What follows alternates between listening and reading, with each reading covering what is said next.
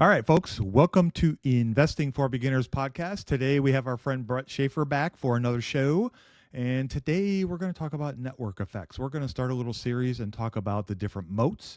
And we thought we would start with one of our favorites, which is network effects. So, Brett, welcome back to the show and let's chat network effects. Yeah, let's do it. Network effects and competitive advantages in general are really the crux of long-term investing, and investing in companies with competitive advantages can help you hold through the ups and downs, the market volatility.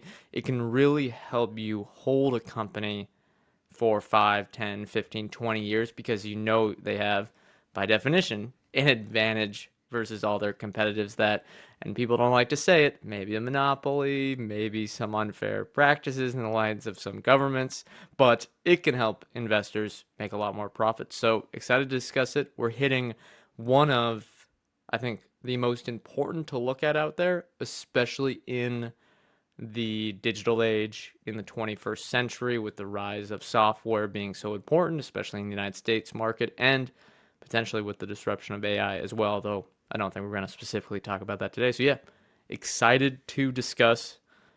Where do you want to start first? Let's start with where did this whole idea of moats come from? Like, how did you learn about it? Where did it really kind of start? And maybe we can kind of go from there. I think it started with Buffett.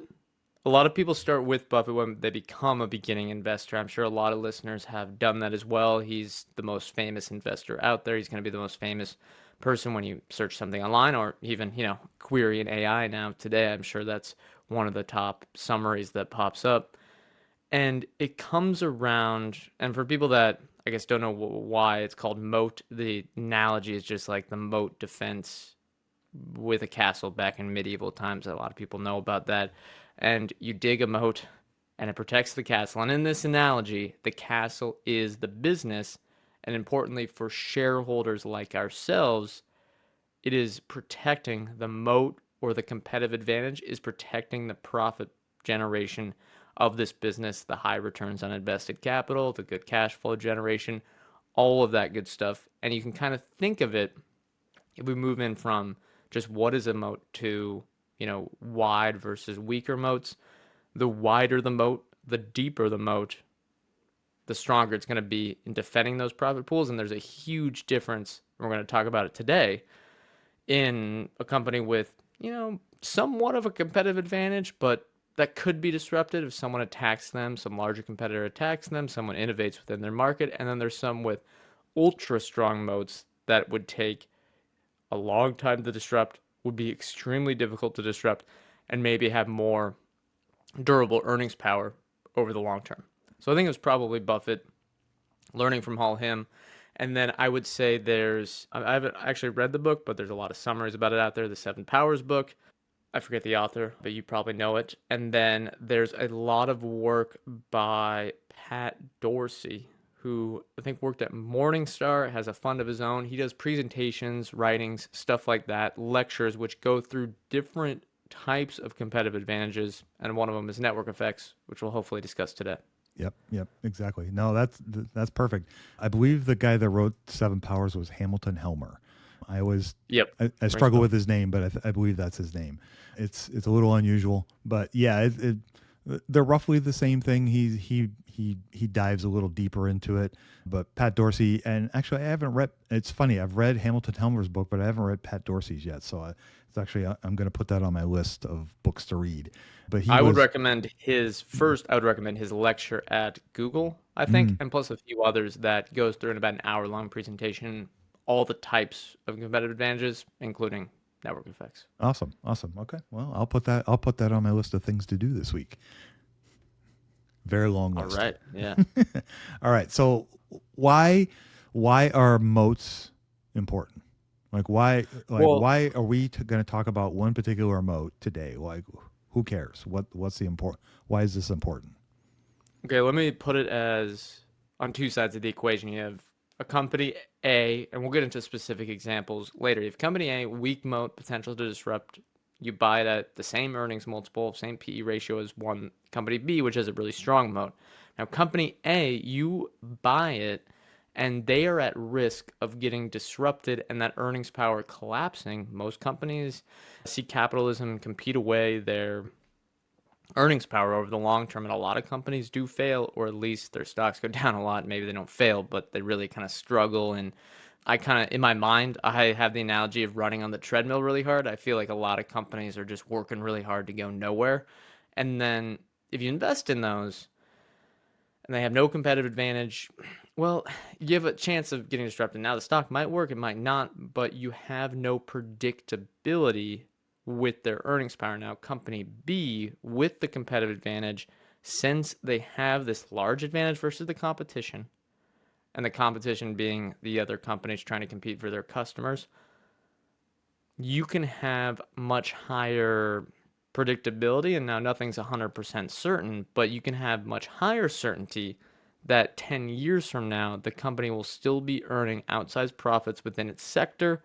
Hopefully has a growth runway, which is a different question, but they will do well. They probably have pricing power. One thing we're not going to necessarily talk about today, as it doesn't point too much from network effects, is competitive advantages lead to pricing power. Think about someone like Coca-Cola.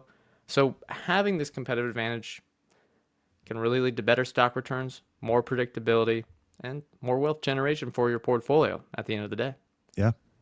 Yeah, that's a great explanation. And the thing that I always kind of come back to with competitive advantages or moats is that the way capitalism is kind of set up is that a better a company does, the more likely it is to attract competition, because people will see, hey, they're doing this, why can't I do this?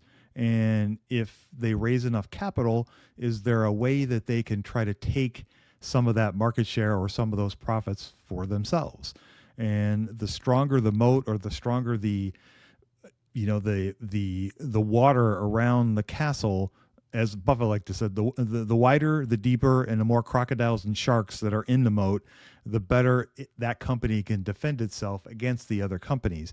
And if you look at the history of the stock market, it's littered with the carcasses of companies that we thought had great moats and ended up not having great moats, or companies that had fantastic moats and were able to fend off competition for a very long time and were able to generate great returns over a really long time. And I think that's one of the things that really kind of stands out when you're trying to invest. If you're looking to buy and sell a company within 6 months, you don't care too much about a moat. But if you are buying a company, you want to hold on to it for 5, 10 years or longer, then you care very much about how strong is this competitive advantage, because not only does it defend against competition, it also allows them to generate more profits and grow longer and faster over a period of time compared to others in the industry. And that's really what starts to set those companies apart. And the stock market today is littered with companies that have exhibited these competitive advantages. A company like an Amazon, for example, definitely exhibits different types of competitive advantages, which has allowed them to be successful for the last 20 some years and likely a long time going forward. So I guess now that we've talked about the hows and the whats, what is network effects? Like, how would you define that? Right. And network effects, there are some arguments, I think. It's not a black and white definition. There's people that will argue that a company has a network effect, and some people argue they won't. I think one distinction to make before we even go into the definition is just because something is going viral, for example, ChatGPT today, that does not necessarily mean it has a network effect. Now, they may want to try to build one to retain their users over time, but it doesn't. That's a whole different thing. Mm-hmm. Now, a network effect just means that the more people, or the more users, or the more customers, or the more merchants, shoppers, whatever the people operating and all the stakeholders within your business, the more people that join, the more valuable the platform is, and the more valuable the network is. And there's different types. I kind of try to write down 2 or 3, and sometimes these overlap and sometimes these relate to each other. But one that I like to look at is point to point. Now, this would be the easiest one to look at is remittance providers, because you're literally going from one country, one point, to another country. And the more points you have in that system, even though there's 200 countries, if you multiply that by sending it to every single country, the more ways you have, that's a lot. That's a lot of scale you need to have to succeed. And then the more avenues you have to disperse your funds, those are other points within that system. So on both the send and the receive side, the more people out, or sorry, the more ways you can send money and receive money, the more valuable the network is.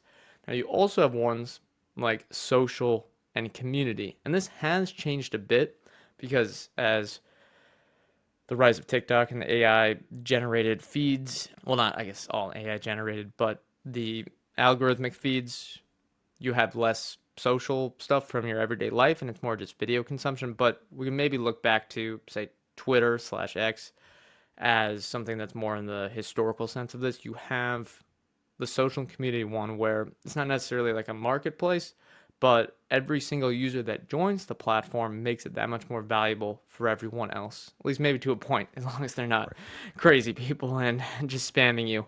But if you're on Twitter and I only had 10 users, well, that'd be quite boring. But when there's 100 million users and they're all giving their takes and thoughts and analysis on a variety of topics and really any topic out there, that network effect grows. I think Reddit is probably another good example of this. The more people joining and posting, the more valuable it is to spend time on these various subreddits, reading and trying to learn and discuss or whatever your goal is.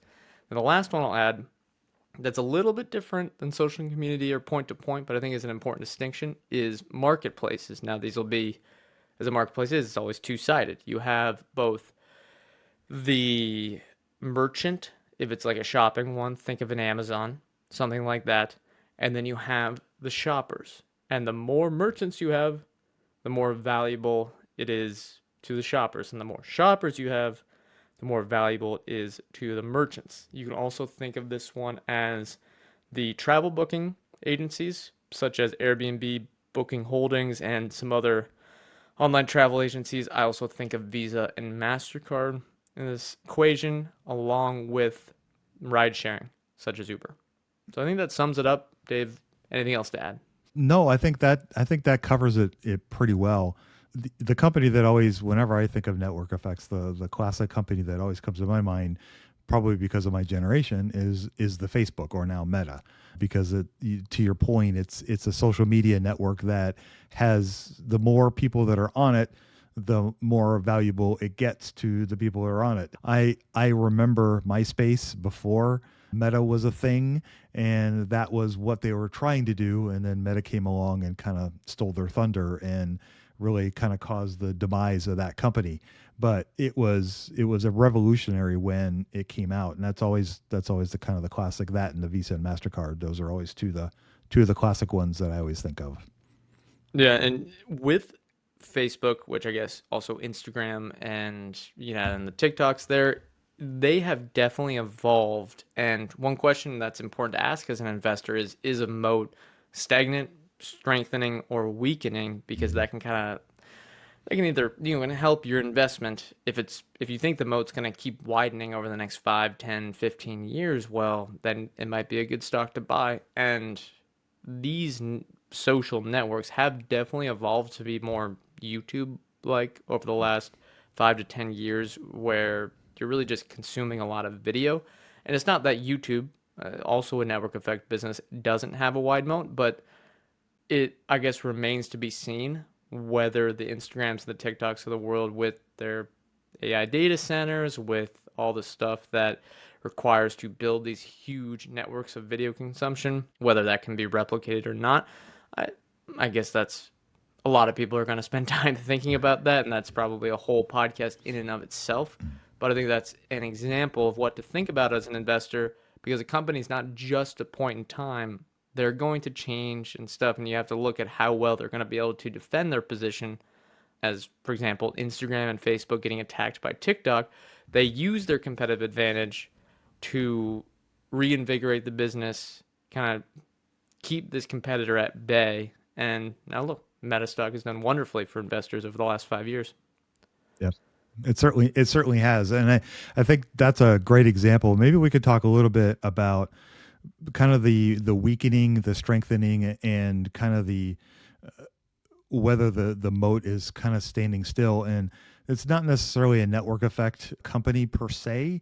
It has aspects of it, but Google, that's one of the things that people have been talking about with Google.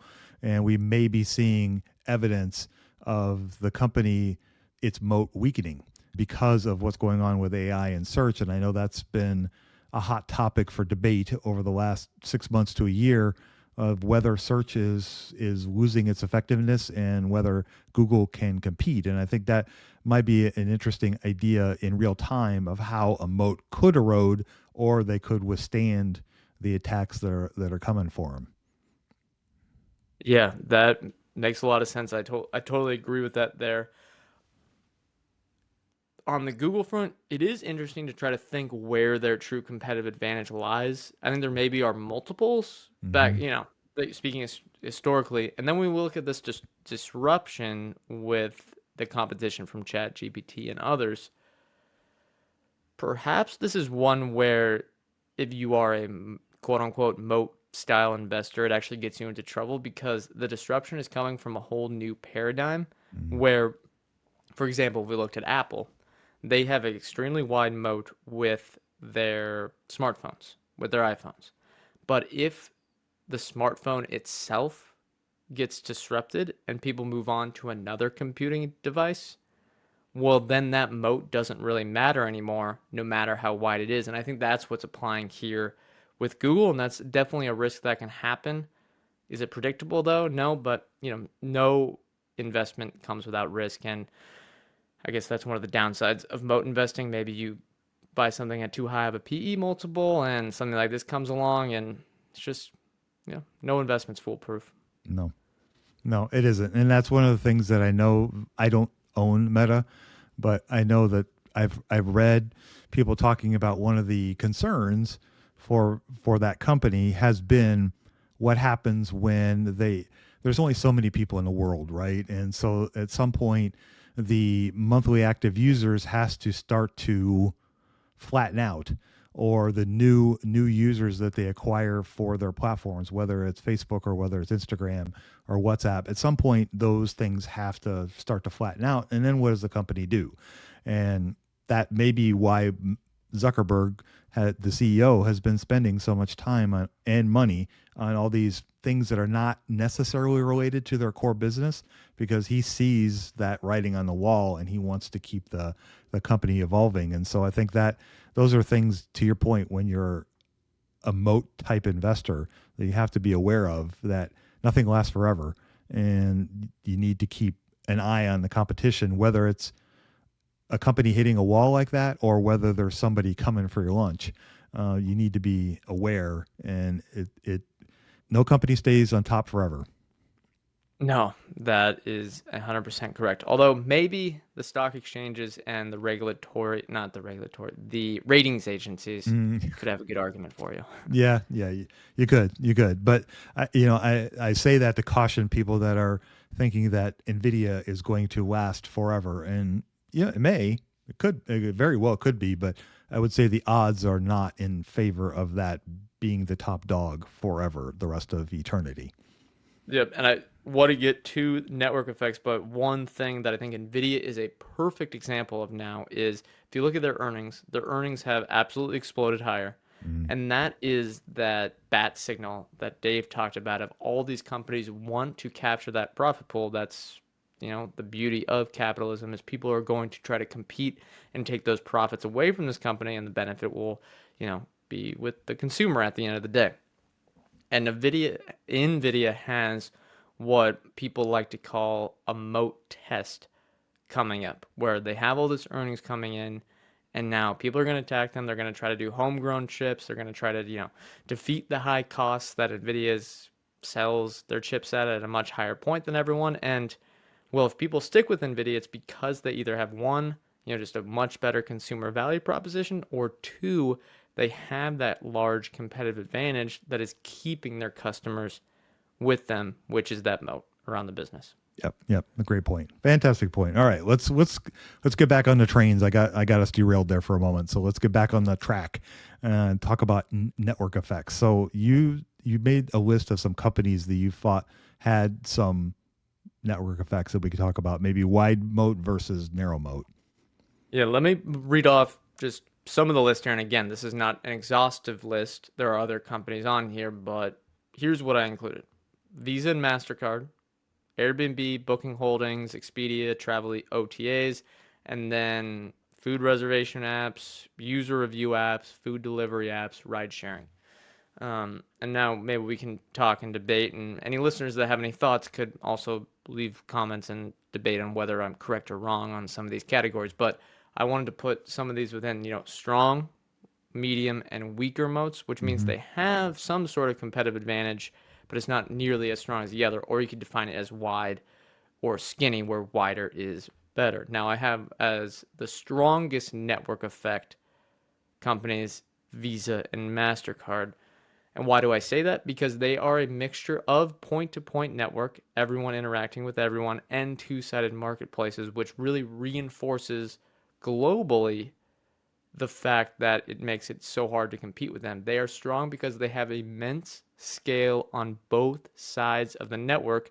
There are billions of credit and debit cards each between Visa and MasterCard in circulation, which just means the cards physically or digitally within Dave or I's wallets and the hundreds and probably over a billion people that use their cards globally. It's accepted virtually everywhere except for some countries that aren't really pro capitalism, I guess, or a little bit more restrictive, such as China. And then on top of that, there are hundreds of millions of merchants around the world that have these acceptance points. So you have this network effect where the cards are so useful because everywhere you can get accepted to have a Visa card. And the merchants want to accept Visa and MasterCard because they have so many cards in existence. And if you were going to copy them as an upstart credit card network, for one, they have such low fees that the companies would probably, or the merchants would probably say, well, we already have three, four, how many acceptance points, adding American Express and Discover and a few others out there. Why do we need another one? And in order to catch up to Visa and MasterCard, you have to, one, convince billions of banks to issue cards on your behalf. And then you have to convince hundreds of millions of merchants to start accepting your cards. So the larger that they get, the harder it is to compete. And that's why I think their moat is so strong. Maybe I can go through the other two and then we can discuss more. I said medium, and I think this just is because they have, I'd say what gives these companies, and I'm saying here is the Airbnb, bookings, and travel OTAs, I would say medium is because they have a global presence. Um, it's not easily replicable, but there is some commoditized supply on the market. For example, a nice hotel room. Is the power in the relationship with entirely Airbnb and booking? No, but it's still quite strong because you have, not you don't have billions of users like Visa and MasterCard, but you have probably 100 million. I'm not sure the exact figures regularly using them. And then another knock against them is you're not using them every day like Visa and MasterCard. You're using them a little bit less frequently. And then you have to kind of think specifically for some of these. For example, like, is Airbnb have a little more differentiated supply? Maybe, but there is some replication across some of these marketplaces. So they are strong, I think, and they're definitely good businesses that generate a lot of profits, but they're less competitively advantaged than Visa and MasterCard, in my opinion. Then weaker ones would be, in my opinion, food reservations, which people kind of don't think about this one, but like Open Table, those type of apps, they definitely have a network effect, but it's pretty replicable. And then you have user reviews, something like Yelp, that got easily replicated from Google Maps and Apple Maps. Then you have stuff like DoorDash and Uber. I think they're a little bit weaker, and they may still have strong moats because of different competitive advantages for these specific businesses. But from the network effect position, I don't think it would be too hard for a company with a good amount of capital, say from a venture capitalist or just a lot of money, to replicate them because they are dealing with local scale. Mm. So if I was going to replicate something in a specific market, you can flood a certain city with advertisements, convince a bunch of people to join the network, and you can have more people delivering food to customers' homes. This has happened time and time again, and DoorDash and some of the other competitors out there have successfully defended their position, but it's not like these competitors aren't popping up, and maybe they're increasing more scale here where they get much, much stronger. But if I'm a shopper in, or if I'm someone who lives in New York City, it doesn't matter how strong these local network effects are in Los Angeles. What really matters is in New York City, and then as opposed to someone like Airbnb booking the travel OTAs, you have to be global to have that network effect, and I think it makes them stronger businesses. So that's about it. Had some other maybe follow-up thoughts, but anything there, Dave? Yeah, that's a good list. Okay, so the Visa Mastercard, I think, are probably two of the better examples of some of the strongest moats out there.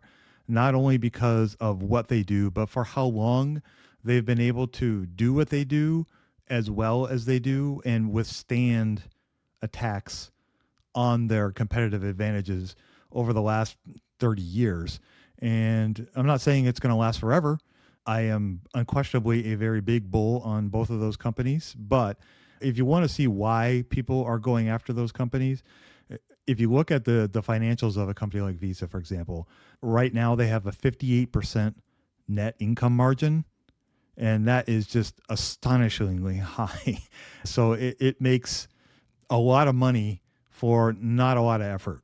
And what that means is that everybody and their brother wants to steal a piece of that pie because they see, like we all do, they can see how profitable these companies are, and they want that. They want to take that market share. And there's been the road to conquer them is littered with a lot of carcasses like a Square or even Discover, and other companies like that have struggled to try to compete and have not been able to. And so there's just a lot of different industries that try to go after what they're doing, and they remain one of the strongest moats out there, and they continue to grow. And to your point, it's so easy for them to generate business because it needs to be, you have to accept it as a merchant. As somebody who used to run a restaurant, you had no choice.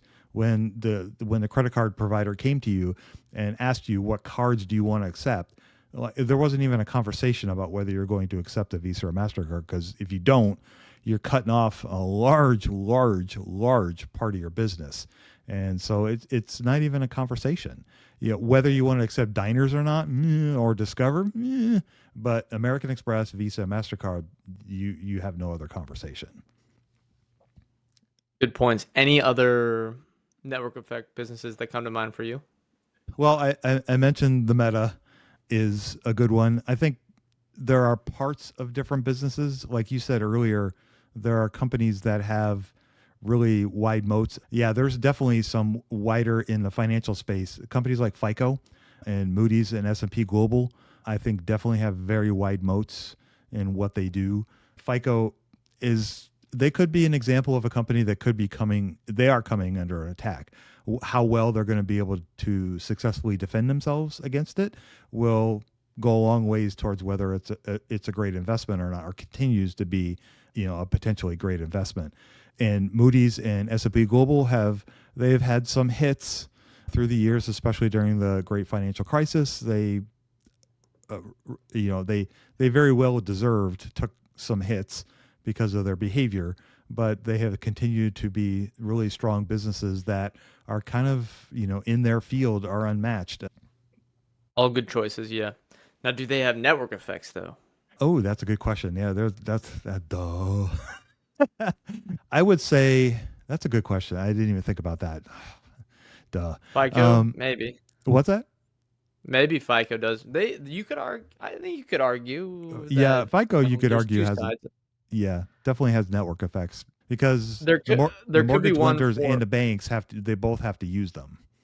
right, right. You could also argue for trading exchanges, so Yeah. stock or commodity or bond exchanges. I think that because you need one, it's actually, I think, three sides. Well, buyers and sellers are the same Mm. generally, but you need buyers and you need sellers. Well, I guess they're probably the same because people are buying and selling. They're usually the same type of person. And you also need the listings Hmm. because if you're a stock exchange with 10 stocks on it, well, no one Good really luck. cares that much. Right. Yeah. Good luck. Yeah. Yeah. Those are good ones. I I guess, thinking a little more deeply, I don't feel like maybe Moody's or S&P Global really fall into the network effects part of the moat. So let's scratch those from the conversation, shall we?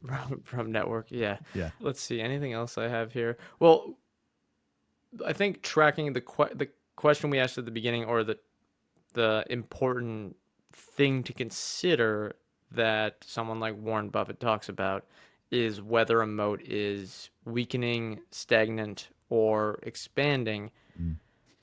With network effects, I like analyzing these type of businesses because I believe it is very easy to track whether the moat is expanding because all you need to do is track whether supply is growing or shrinking. You just ask, all right, are cards in circulation growing for Visa? Yes, if they are, then the competitive advantage is widening. Now, you might want to compare that to the growth rate of the industry, or you might want to compare that to spending on the platform versus total spending volume across all, credit, debit cards, or digital payments. But however you want to slice it, is it growing? Yeah, then their competitive advantage is widening because Mm. the larger scale they have, as we talked, the larger network effect they'll have on both sides of the marketplace. Same thing with, Airbnb. Is supply growing on Airbnb? It is okay, then that competitive advantage is widening, and you can usually track that fairly easily with the KPIs that companies deliver. Yeah. Yeah. What about companies like an Uber or some of the ride sharing slash restaurant delivery companies? Like, how do you think about those? Have narrower moats?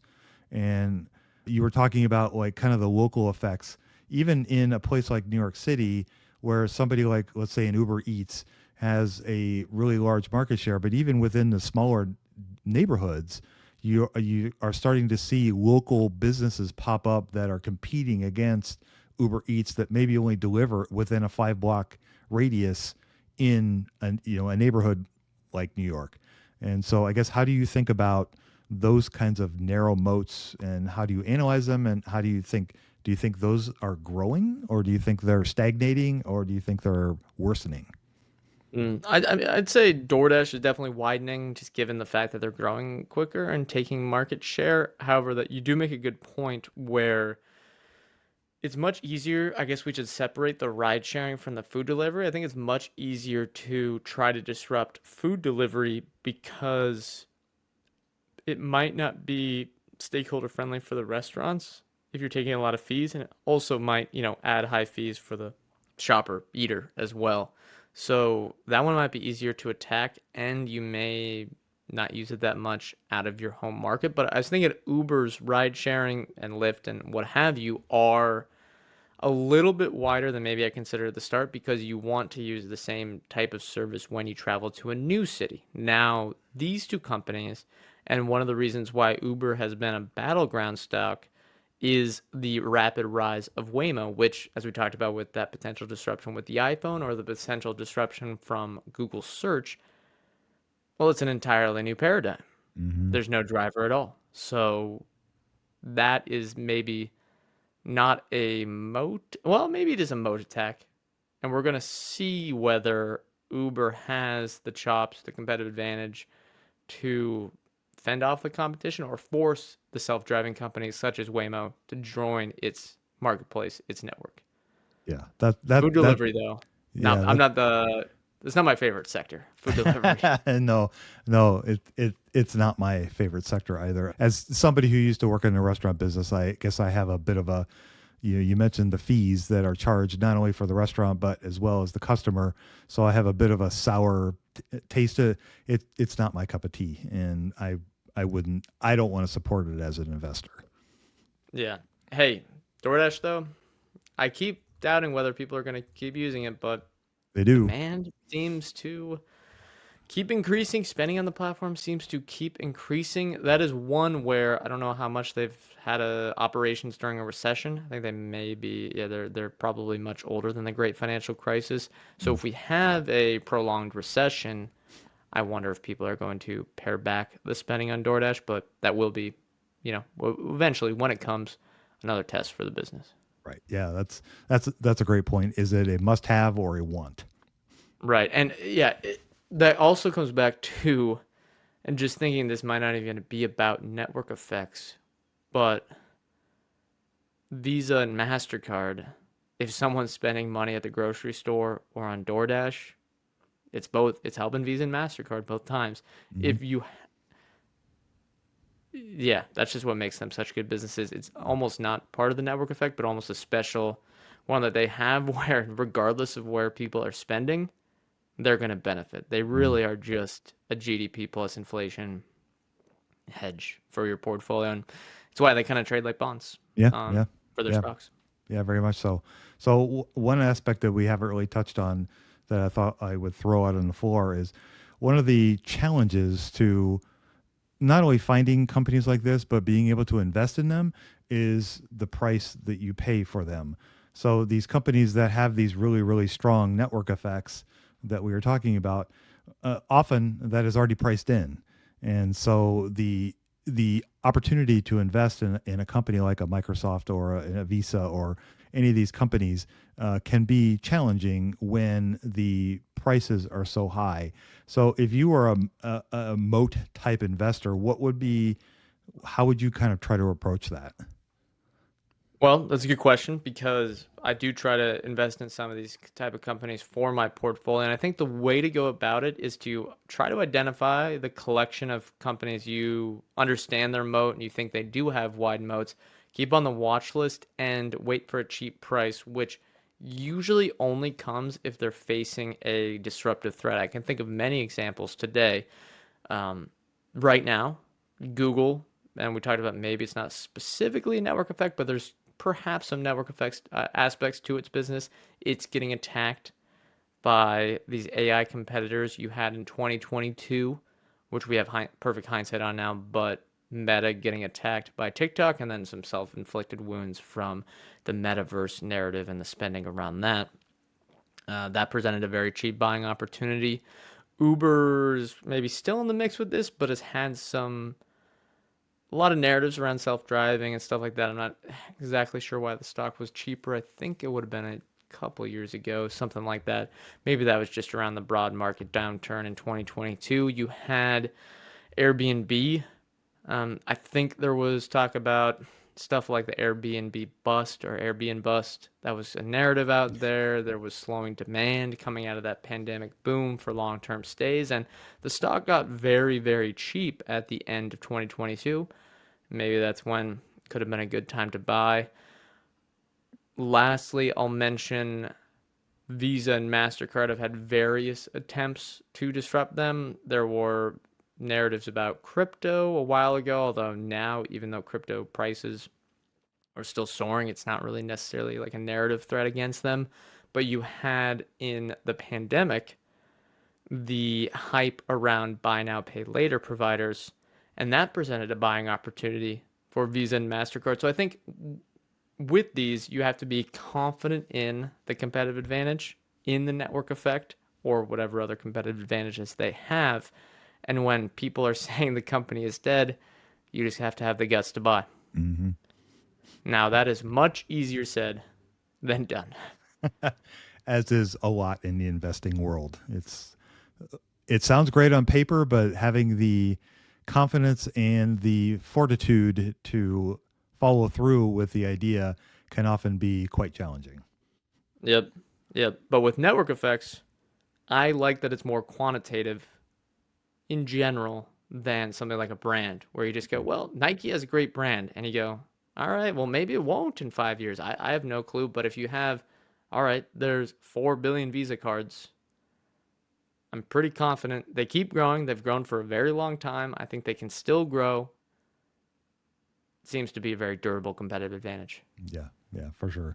Yeah, for sure. And to that point, a lot of these companies that we're going to talk about as we talk about the different moats going forward, some of them are going to have 2, 3, 4 different levels of moats to them. So it won't just be, hey, they're all about this particular moat or all about this particular moat. They'll stack them, and that's what makes those companies also some of the stronger businesses out there. When you're talking about a company like a Visa or MasterCard, they unquestionably have brand awareness, but they also have network effects. So, and there's other parts of it too. But anyway, yeah, that's definitely part of the game. Is once you understand the different moats, is identifying them in the companies, and this is it's a fun way to invest. I like it. I agree. And it can make you, well, maybe not make, it can help you sleep better at night Mm-hmm. as opposed to buying the high growth stocks that have extreme volatility or deep value stocks that might go bankrupt. So for people that prioritize sleeping easy at night with their Mm-hmm. investing portfolio, these maybe are the type of stocks that you should be interested in. Yeah, for sure. And if you look at the history of some of the better investors over time, a lot of them will be a large portion of their largest positions will be very, very strong moat type businesses. And Totally. you look at Buffett, and his portfolio is littered with them. And you can look at Charlie Munger, and just, you list a great investor, and they're going to have several companies in their portfolio, if not more. They're going to have very strong moats, and they're the largest positions and contribute greatly to their returns over time. And yeah, nothing else to add, Okay. as Munger says. All right. Thank you, Charlie. Okay. Anyone that has any questions, reach out. I think all of the platforms have comments now. Maybe you Mm-hmm. have to give a review, but it's very important. And if you're going to invest for the long term, it can really help you find the better stocks among the garbage. Yeah, I agree. Yeah, well said. Well said. All right, Brett. Well, I appreciate you joining me again. This is a regular thing now, so it's awesome. Where can people find out more of what you are doing with your other stuff? All right, that's the Chit Chat Stocks podcast. You can do it on YouTube, Spotify, Apple Podcasts, or any of the smaller players out there, and the Chit Chat Stocks Substack on the it's a newsletter, email newsletter, so find it on Substack or search it wherever. You'll be able to find it and follow us either there or on the podcast players. Yep, that's great. I'll put all those in the show notes, so if anybody's interested, they can easily find them when you're not driving and you're listening to our show. So with that, we'll go ahead and sign us off. You guys go out there and invest with a margin of safety, emphasis on the safety. Have a great week, and we'll talk to you all next week.